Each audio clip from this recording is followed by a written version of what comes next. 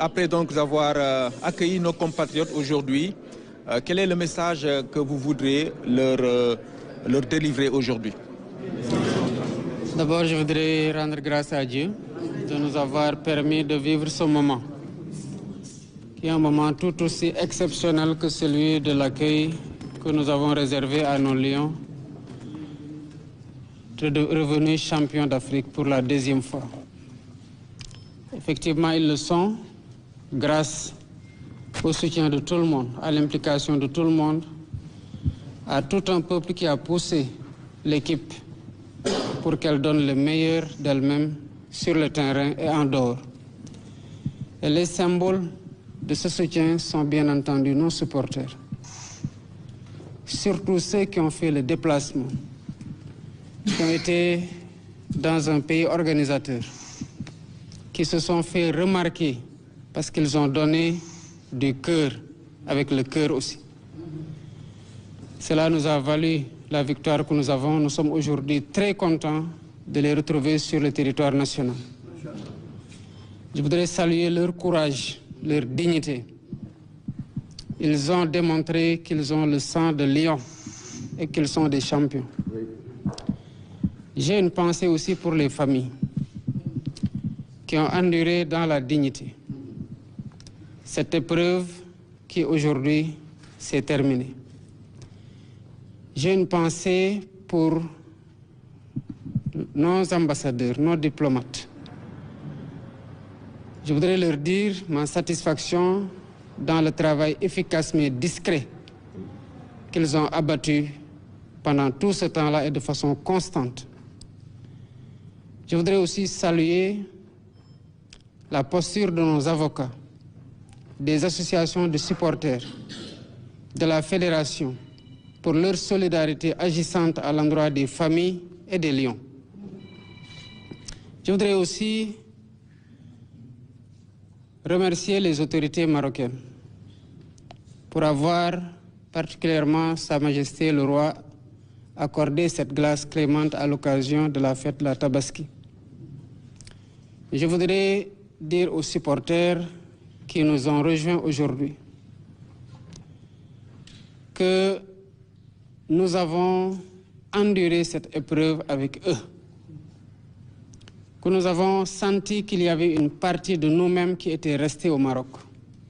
Aujourd'hui, nous dormirons tranquilles. Je voudrais leur dire et leur conseiller de dépasser cette étape et de marcher la tête haute et la posture fière et de se considérer qu'ils ont été des soldats pour nous et qu'ils sont revenus auréolés de gloire après une campagne victorieuse au cours de cette CAN qui a été largement disputée. L'État les accompagnera dans cette période de fête et nous serons à leur côté et ils le verront. Et je voudrais aussi leur dire à tous les fils et toutes les filles du Sénégal, où qu'ils soient dans le monde, que le Sénégal sera à leur côté et les protégera de tout, partout, contre tout. Merci. Monsieur le Président du wolof rek jëf ay kàddu eggee ko suñu mbokk yi ñëw tey. waa di sant yàlla gannaaw bi mu ñu mayee ñu dund bés bii tey di bésu mbégte ci ñun di bésu sant yàlla tamit bu baax a baax ndax ñii ñëwaat tey mbégte gu ñu am ci dalal leen mooy même mbégte gu ñu amoon ci bu ñuy dalal fii gaynde yi ñu andi raaya gi kon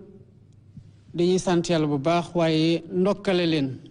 jaajëfal leen bàkk leen tamit ci seen njàmbaarte seen jom gu ñu wone ak muñ gu ñu wone ba épreuve bi jeex ndax wane nañu ne ay champion lañu wane nañu que ay deretu gor lañu yore waaye wane nañu ay gaynde lañ di wax ne tamit dañuy jaajëfal bu baax ñi nekk ci ambassade bi consul bi waaye de façon plus générale diplomatie Sénégal ci boppam ci seen liggéey gu ñuy def ci dal ci sutura te mu ànd lool ak xarañte bu joxe résultat yu mel nii tey di jaajëfal bu baax suñu avocat yi ci seen taxawaay waaye di jaajëfal tamit association supporters yi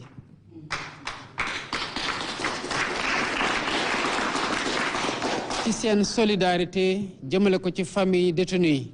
waaye tamit ci détenus yi ci seen bopp naka noonu responsable fédération gis nañu seen taxawaay te boobu la ñu waroon am matal nañu ko di sant nag waa Maroc ndax diggante Sénégal ak Maroc lu rafet rek moo ci xëcc te lii roi bi def tey def ko tamit ci période tabaski permettre ñii ñu mën a ñëw fête ji fii Sénégal lu ñu jàppale ne lu am solo la te lu ñuy rafetlu la di leen ci sant bu baax ma bëgg a wax ñii nag nga xamante ne dog gi daloon na ci ñoom muy supporters yi lii jaar-jaar la rek ci seen dund waaye siggi leen ngeen dox te fier ci taxawaay bi ngeen am ci réew mi ndax dañ leen jàppee ay soldats yi demoon ci xare te andi ngeen raaye gi kon Sénégal ndok ameel na leen njukkal te sant nañu leen te maa leen koy wax ci turu sénégalais yépp nous sommes fiers de vous.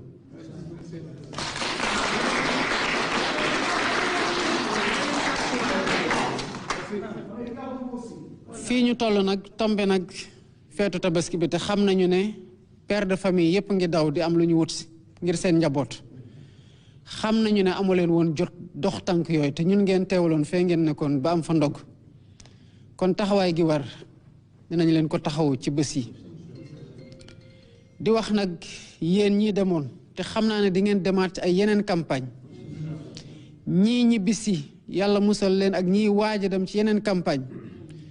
doomu Sénégal fu mu nekk état Sénégal dina ko bàyyee xel dina ko taxawu dina ko aar dina ko protéger dina nekk ci wetam bu amee dog ba keroog mu ciy génn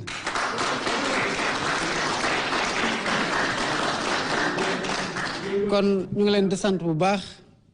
di leen jaajëfal bu baax di jaajëfal ñëpp ci seen taxawaay di leen ñaanal ngeen julli ci jàmm fekk seen njaboot ci jàmm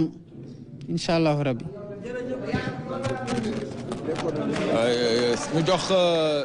ñu dox Seydina Issa Khadim voilà Seydina Issa ci turu supporters yi mu yëkkati kàddu moom tamit.